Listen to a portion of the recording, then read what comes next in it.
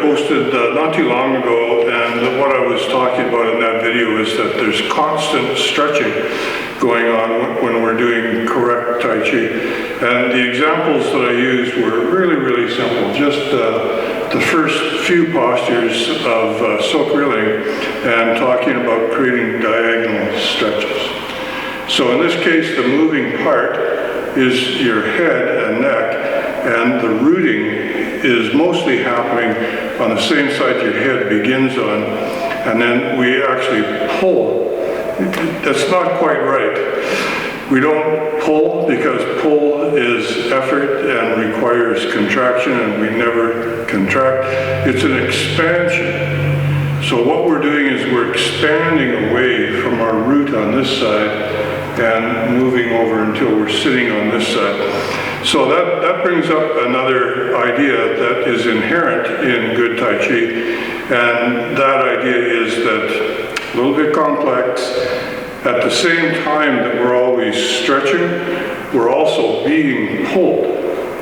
So when you combine these two, then you've got a really good handle on how to root your body. For instance, using this very simple example again with the elastic, and we're talking industrial strength elastic. Now, some of the examples I use are not going to be industrial strength elastics because that takes quite a bit of skill. To get started, what we're going to do is use fairly light elastics. But this can be pretty tight because this is very close into the body, and it's usually easier to root close into the body. So my elastic is around my face and being pulled through my hip and down to my foot. So my head and neck are being pulled down into this root. And what I have to do is stretch away from it. Now, when I reach about this point where I've got now slightly more than half of my weight on this side, the pulling, I'm pulled into this hip. Now, that is not saying that this stretch, this diagonal stretch we first created has gone away. It hasn't. It's just that in addition to that, I'm being pulled into this side, and now my head and neck are all pulled down into this side. So we're going to repeat the process. I'm stretching and I'm being pulled at the same time. So that goes on and on and on. And as your skill increases, the number of stretches that you're going to be creating in your body increases also. So just a few quick examples are that this area is always being pulled down. This area is always being pulled up. So if you see somebody in a position like this, or even worse, doing something like that, they really have no idea what they're doing in Tai Chi and should not be allowed to teach. So ideas of governing bodies have come up, but that turns into a lot of political turmoil. So let's just say if you're not capable of obeying the basic principles of Tai Chi, if you don't even know what those basic principles are, you shouldn't be teaching. So the next example that I used was shoulder. And when we start getting into shoulder, then we're starting to make some pretty good progress, I think. And the same thing is happening. This shoulder is pulled over to this side. And to get a good root through this shoulder or this side of your body to this side of your body, you can't be tense. Nothing's going to change up here. This is not going to root because you're too up here. You're not allowing yourself to be pulled. You're fighting being pulled. So we need to loosen, let this shoulder be pulled so that we're quite soft.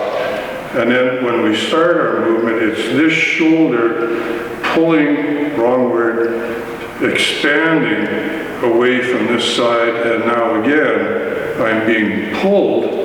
And on this pull, I deliberately aim this side of my body to here. So now this shoulder expands, and this shoulder starts to get pulled. And again and again and again, we do this over and over. So this is one of the reasons I like silk reeling exercises, they're quite simplified, and we repeat one movement over and over again. It's a great idea because you get to focus on developing one part of your body, developing the attributes of Tai Chi in one movement, and we repeat it many times. So, really good idea. Now, at the end of that last video, I issued a challenge that no one seems to have taken up, and the challenge was, what other body parts can we apply this to? Well, the answer, of course, is all body parts, but not all body parts equally, because we are creating specific lines for our body to move on, so we're always going to be stronger on those specific lines. But in a position like this, where I'm aimed here, and my power is pretty obviously oriented to this line, I should also be able to withstand at least a light push to the side, to either sides.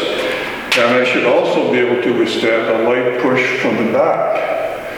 So if I can't, and it's a really good idea to test yourself with this, if you can't withstand a light touch, then you're doing something quite wrong. So sitting like this shoulder is being pulled down to this hip.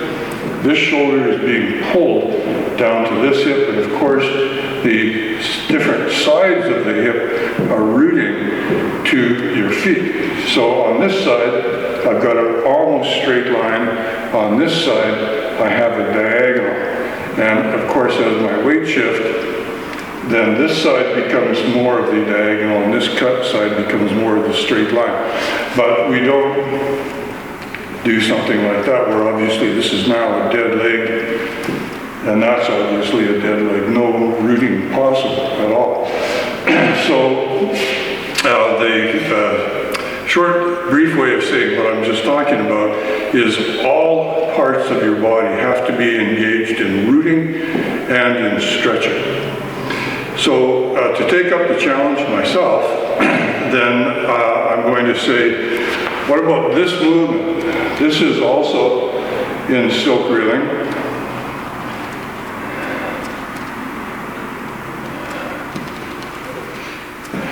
I'm doing it at such a speed that hopefully you can see some of the pulling and stretching that's going on in this movement.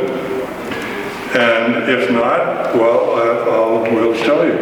This arm is being pulled down into this hip, and that means that the root of the arm, my shoulder, has to loosen and sit firmly on my front hip. Now, if you're one of those that is typically really, really tight and holds yourself, well, you're not going to be able to do this. We do need to gradually get better and better at releasing the entire body as well as releasing our breath. So on this movement, this is where most of the action is taking place, and of course that involves hip movement.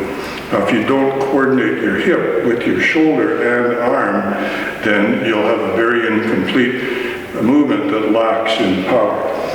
So that's first movement, and if you notice, I'm rotating more towards this hip because I'm actually adding more weight into that hip. Now, next movement, I'm stretching away from the front hip, and then here, I'm going under, so I'm rooting and going under and creating like a hydraulic kind of movement, which is the third type of movement. There is stretching, of course, involved in this, and the stretch is still over here. Now, at this stage, if you imagine, again, a light push or a light encumbrance here, somebody's saying, I'm not going to let you move your elbow, but they're not trying too hard, right? It's just a light movement. Now, if you're moving your arm and not in coordination with your rooted body, then you're not going to be able to move unless you muscle up. And of course, that means your Tai Chi is very low level. So what we do is we sink on this side and imagine, this is an appropriate time to say that this video is also all about changing your frame of reference when you're moving. Most people move the obvious body parts, and moving the obvious body parts is considered normal movement. This is not Tai Chi movement. Tai Chi is usually the opposite of normal movement. So when we move our arm, we want the arm to be moved, and that statement implies something else moves our arm for us. So what is it that's moving my arm forward? Well, I did give the example of lightly being obstructed here. You can also think, what if somebody is pulling my arm backwards at this point? Oh, that's tight. That's not going to work. That's not Tai Chi.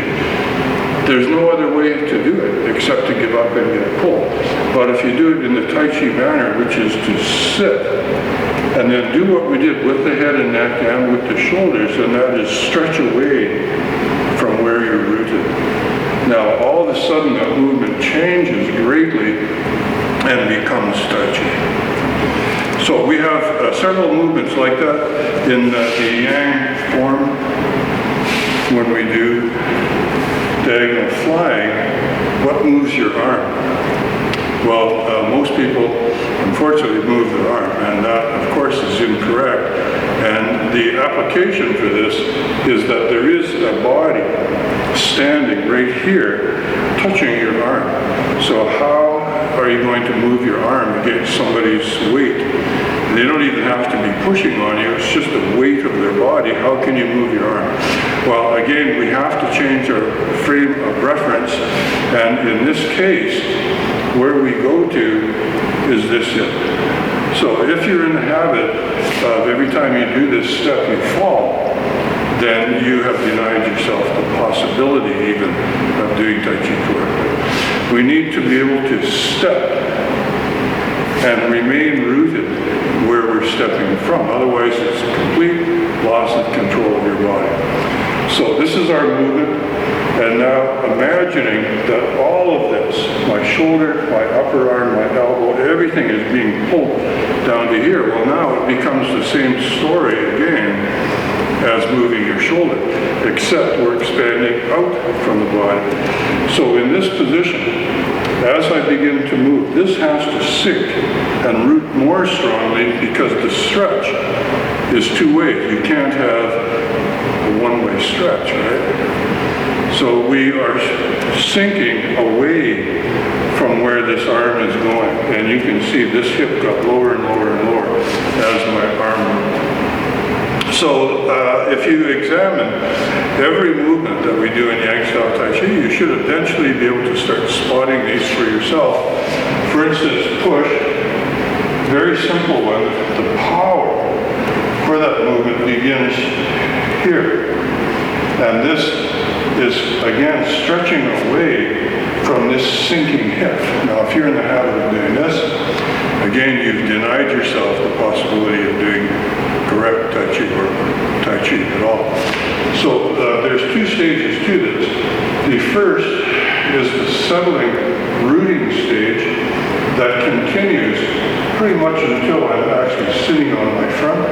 And then the power, and it is difficult to talk about Tai Chi because it is so complex and the body is required to make complex movements. But basically, what happens is that the power begins on the rear hip, and when we get to this point, we're going to make a lever of the front hip. So none of this is possible if you're doing your movements in a really sloppy, incorrect manner. So I hope that's helpful. And if you want me to, I'll follow up on this. I mean, there are some postures that are obviously a little more difficult to understand. Like I did mention this posture as being one that you can apply the shoulder and neck type of movements to. And if you would like a more detailed explanation of that, I'm happy to help. So let me know in comments if you understood this, if you need an expansion of the idea, and if you would like to see it applied to